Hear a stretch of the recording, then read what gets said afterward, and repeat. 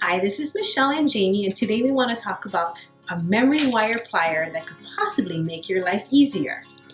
Okay, so this plier has two sizes of jaws. There's a small one and a big one.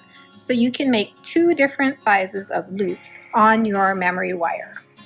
This is a plier that we recommend for memory wire because the jaws are really short and the handle, the tool itself is really small. So it's almost like your hand is really close to the jaw of the plier. That means you get more control over the tool.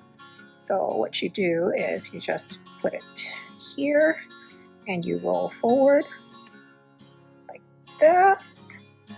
So this is the small size loop. I'll turn it over and I'll do the big side now. So the small size is 2 millimeters and the big size is a 4 millimeter loop.